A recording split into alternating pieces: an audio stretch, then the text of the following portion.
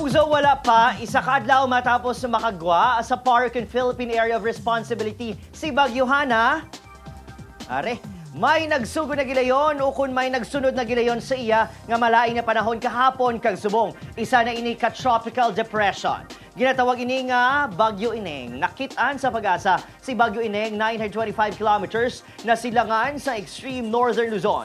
Dalaan ni Ineng ang hangin nga nagrabot sang ang kabaskugon sa 45 kilometers per hour. Wala sang nabata ka tropical cyclone with signal sa bisan di naman gabahin sa pungsod. Bangod pa norteng direksyon sa bagyo, posible nga makagwa na ini sa par, buwas, base sa forecast sang track ng pag-asa. Usuyon sining direksyon padulong sa pungsod Japan. Sa piyak sining mga kapugso, magapaulan sa Batanes, Cagayan kay Isabela, ang trough o extension ni Bagyo Ineng. Ginababasgog man sa bagyo ang hangin habagat nga nagapaulan sa gihapon sa pilakabahin sang pungsod. Mangin mabalod kag delikado sa mga magagmay nga sakyan pandagat ang magpalawod sa kadagatan nga sakop sa Ilocos Region, Cagayan Valley, Zambales, Bataan, Mimaropa Region, Antique Patiman sa Mayaklan.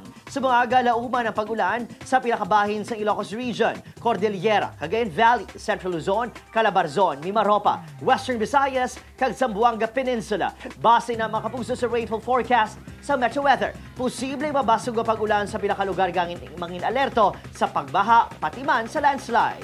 Magaulan man sa pinakabahin sang pungsod karon sa hapon.